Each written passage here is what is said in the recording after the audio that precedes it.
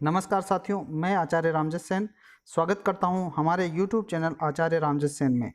साथियों, जैसा कि आपको ध्यान में हम रीट और रीट के जो समकक्ष परीक्षाएं होती हैं उनके लिए तथा सेकंड ग्रेड के लिए संस्कृत शिक्षण की विधियां हम देख रहे थे साथियों।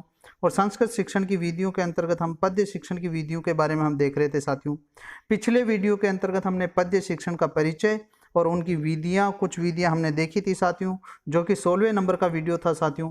आज इस 17वें नंबर के वीडियो में आप सभी का हार्दिक स्वागत करता हूं साथियों। जैसा कि आपको ध्यान में पिछली कक्षा मैंने 3-4 दिन पहले बनाई थी, चूंकि मेरी कोरोना में ड्यूटी लगने के कारण से मैं आपकी नियमित कक्षाएं नहीं ले पा रहा हूं। तो अब अभी शिक्षा मंत्री जी का बयान है कि 2 सितंबर को आपका एग्जाम होना प्रस्तावित है, तो लगभग ये आप तय मान के चले कि 2 सितंबर को ही होगा। तो इसीलिए मैंने सोचा भी किसी न किसी प्रकार से टाइम निकाल के मैंने आपके लिए ये वीडियो तैयार किया साथियों। तो आइए हम आज के इस वीडियो के अंतर्गत हम साथियों पद्य शिक्षण की विधियों के अंतर्गत दंडान्वय विधि को हम पढ़ेंगे तथा खंडान्वय विधि को हम पढ़ेंगे साथियों। पद्य शिक्षण की ये दोनों ही विधियां महत्वपूर्ण विधियां हैं साथियों। इससे पहले मैं अपने मैटर की शुरुआत करूं उससे पहले मैं आपसे आग्रह करता हूं साथियों कि अभी तक आपने हमारे YouTube चैनल को सब्सक्राइब नहीं किया है तो नीचे दिए गए एक लाल बटन है, लाल बटन को दबा करके आप हमारे चैनल को सब्सक्राइब करें तथा पास में एक बेल आइकन है, उस बेल आइकन को जरूर दबाएं ताकि साथियों आने वाला नोटिफिकेशन आपको तुरंत प्राप्त होता रहे साथियों। तो आइए चलते हैं हम अपने विषय वस्तु की ओर प्रस्थान करते हैं।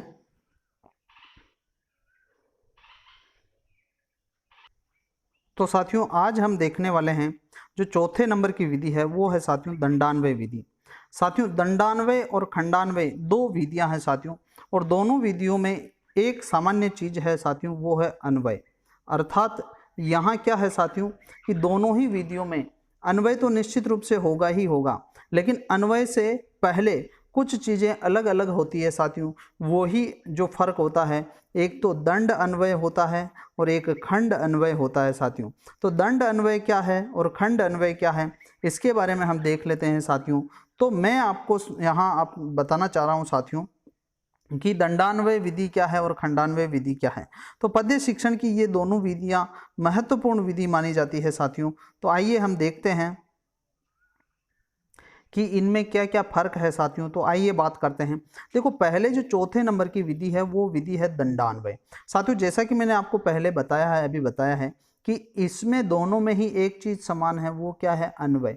अन्वय क्या होता है, तो अन्वय का मतलब होता है किसी भी श्लोक अथवा किसी भी पद्य को सरल संस्कृत में उसको एक सही सम्यक रूप से वाक्य के रूप में जमाना ही क्या कहलाता साथियों, अन्वय कहलाता साथियों। अब देखो साथियों यहाँ दंडान्वय विधि क्या है।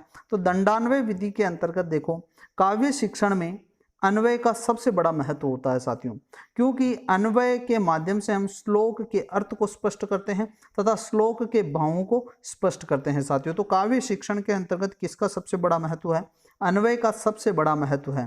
तथा अन्वय कितने प्रकार का होता है, तो अन्वय होता है साथियों 2 प्रकार का। कितने प्रकार का होता है, 2 प्रकार का। जो कि अन्वय प्रबोध एक ग्रंथ है साथियों, उस ग्रंथ में लिखा गया है कि दंडवत खंडवंत चेव द्विभेदो अन्वय उच्यते।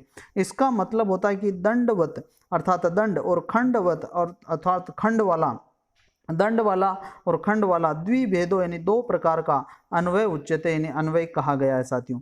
तो इसका मतलब अन्वय कितने प्रकार का होता है, 2 प्रकार का। इसी कारण से ये अन्वय वाली 2 विधियां हैं, एक तो दंड अन्वय विधि है और एक खंड अन्वय विधि है। इसी को दंडान्वय और खंडान्वय विधि के नाम से जाना जाता है साथियों।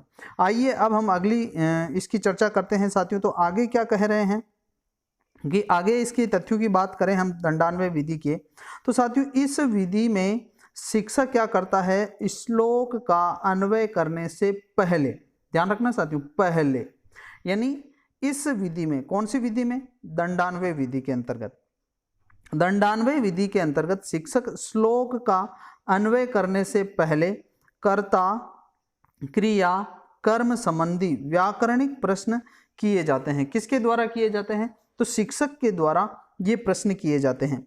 इस प्रक्रिया को ही दंडान्वय कहा जाता है साथियों।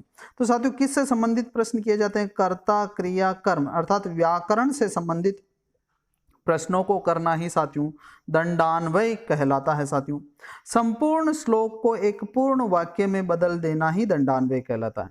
यानी जब संपूर्ण श्लोक को एक पूर्ण वाक्य में बदल दिया जाता है कि इसमें कर्ता कौन है, इसमें क्रिया क्या है, इसमें कर्म कौन है, ये ऐसे व्याकरणिक प्रश्न पूछते हुए पूर्ण वाक्य में बदल दिया जाता संपूर्ण श्लोक को, तो उस वाक्य में बदल देना ही उसको दंडान्वय कहलाता है साथियों।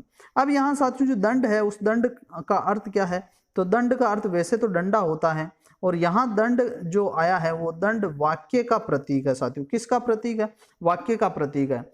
ये जो प्रश्न है साथियों कई बार परीक्षाओं में आ चुका है कि दंडान्वय विधि के अंतर्गत दंड शब्द का अर्थ क्या है, अर्थात दंड किसका प्रतीक है, तो यहाँ दंड किसका प्रतीक है साथियों, वाक्य का प्रतीक है साथियों। तो यहाँ साथियों इस प्रश्न को आपको ध्यान में रखना है और अपने दिमाग में इस प्रश्न को छाप लीजिए। अब हम आगे चलते हैं साथियों, अगली बात करें साथियों, तो यहाँ आगे हैं। अब मैं आपको दंडान्वय विधि करके बताऊंगा कि किस प्रकार हमें दंडान्वय विधि का प्रयोग करना है। जैसे मैं यहाँ एक श्लोक है, इस श्लोक का शिक्षक क्या करेगा, सस्वर वाचन कर लेगा और वो बोलेगा कि ये साम न विद्या न तपो न दानम जानम न शीलम न गुणो न धर्म ते मर्त्य लोके भुवि भारभूता मनुष्य रूपेण मृगाश्चरंती। इसका एक बार सस्वर वाचन कर लिया। सस्वर वाचन करने के पश्चात शिक्षक अन्वय करने से पहले, अर्थात अन्वय तो इसमें भी करेगा वो, लेकिन अन्वय करने से पहले साथियों कुछ बालकों से प्रश्न पूछेगा, और वो प्रश्न किससे संबंधित होंगे, व्याकरण से संबंधित प्रश्न होंगे साथियों। किससे संबंधित होंगे, व्याकरण से संबंधित प्रश्न होंगे। जैसे यहाँ इसमें से पहला जो प्रश्न है वो शिक्षक पूछेगा कि अस्मिन श्लोके कर्तारके, इस श्लोक में कर्ता कौन है। तो यहाँ साथियों बालक उत्तर देंगे ते अर्थात मानवा और मृगहा, ये दोनों यहाँ कर्ता है साथियों। प्रश्न पूछा जाएगा क्रिया का, तो वहां चरंती ये क्रिया है साथियों। फिर प्रश्न पूछा जाएगा श्लोके अस्मिन प्रथमांतानि पदानि कानि कानि सन्ति, यानी प्रथमांत पद कौन कौन से हैं, तो विद्या तप दानम ज्ञानम शीलम गुणः धर्म, ये सब प्रथमांत पद है साथियों। अभी ये जो प्रश्न पूछे जा रहे हैं ये प्रश्न साथियों व्याकरण से संबंधित पूछे जा रहे हैं। अब उसके बाद अगला प्रश्न पूछेगा शिक्षक, वो पूछेगा कि ते मानवा पदस्य विशेषण पदम किम, तो यहाँ विशेषण पद क्या है ते मानवा का, तो यहाँ साथियों भारभूता ये उत्तर रहेगा। प्रश्न क्या है अव्यय पदम किम, तो यहाँ अव्यय पद कौन कौन से हैं, तो अव्यय पद ऊपर आए हुए हैं, यहाँ उत्तर शायद नहीं लिखा है, तो मैं आपको अव्यय पद बता देता हूँ ऊपर। तो अव्यय पद है साथियों यहाँ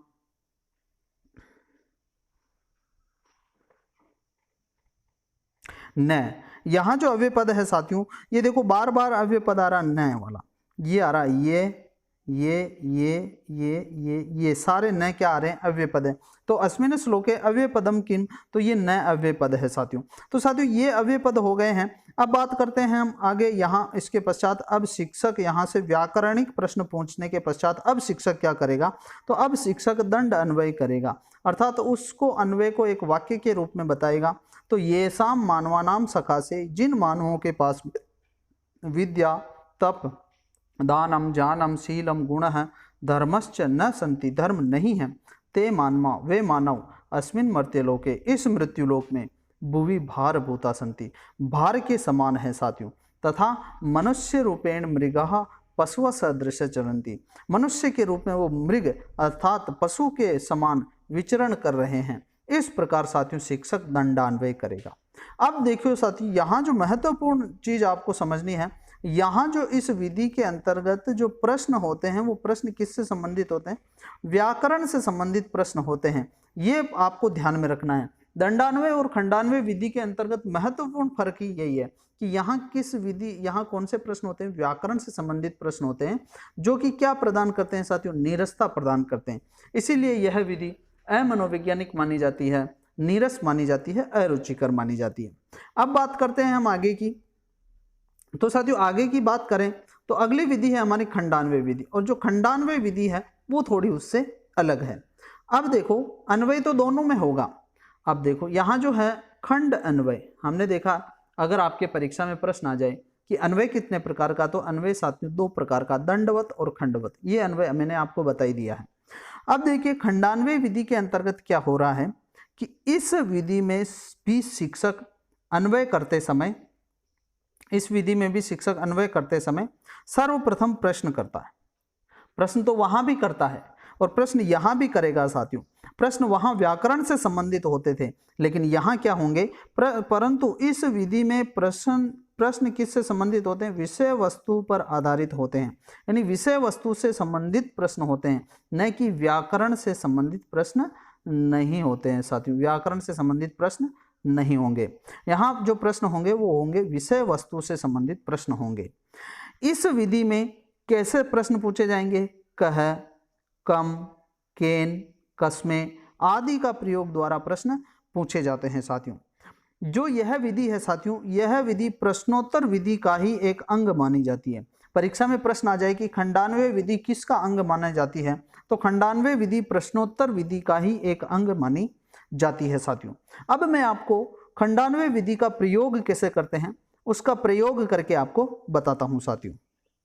तो आइए उस खंडान्वय विधि का प्रयोग कर लेते हैं साथियों। एक नीति शतक का एक श्लोक है, उस श्लोक को आपके सामने प्रस्तुत करके इस विधि का हम प्रयोग करके देखेंगे।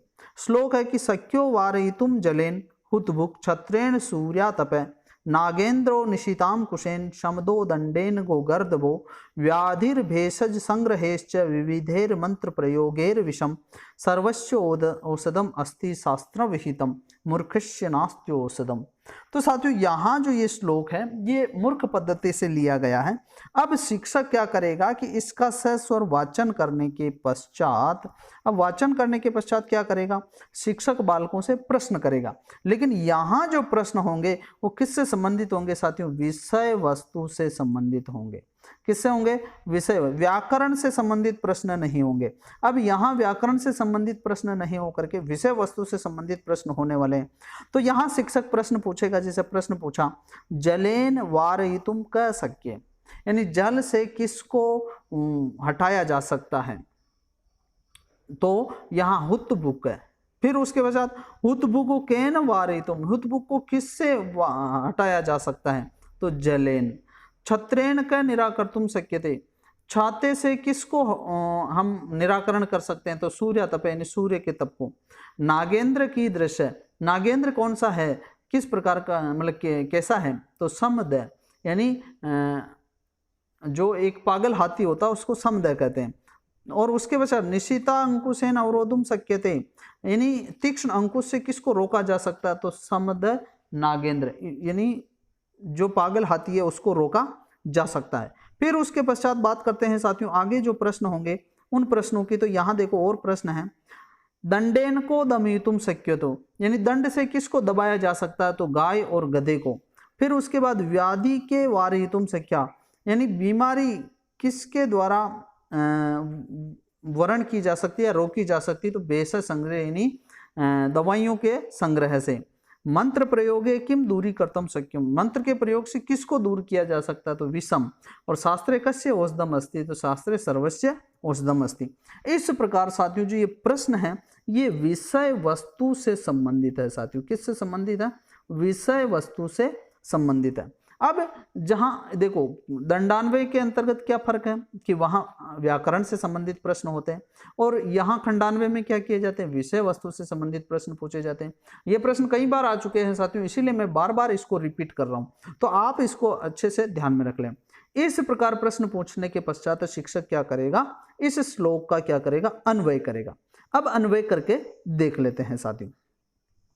तो अन्वय की बात करें साथियों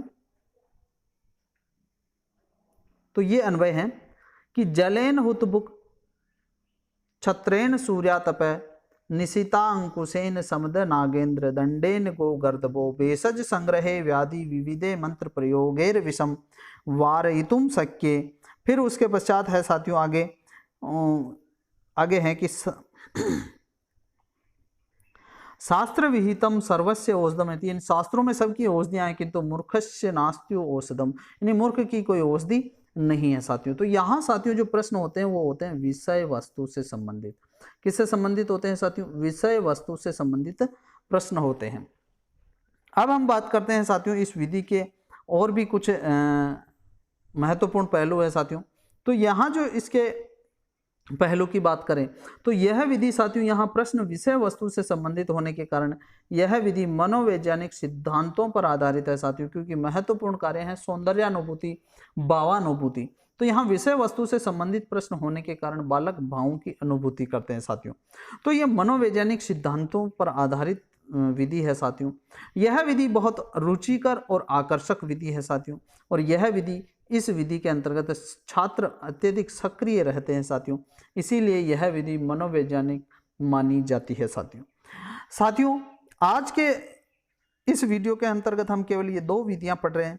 साथियों, आपको लगता है कि यह वीडियो आपके लिए बहुत उपयोगी है, और वास्तव में अगर आपको लगता है तो इस वीडियो को एक लाइक जरूर करें साथियों, और इसको अपने मित्रों को, सभी मित्रों को शेयर जरूर करें साथियों, ताकि उन सभी को भी इसका लाभ मिल सके।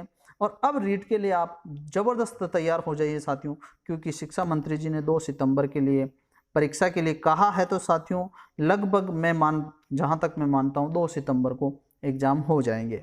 और यहाँ तक वीडियो आपने देखा, उसके लिए मैं धन्यवाद ज्ञापित करते हुए मिलता हूँ अगले वीडियो में इसी आशा एवं विश्वास के साथ। आपका आचार्य रामजस सेन। धन्यवाद।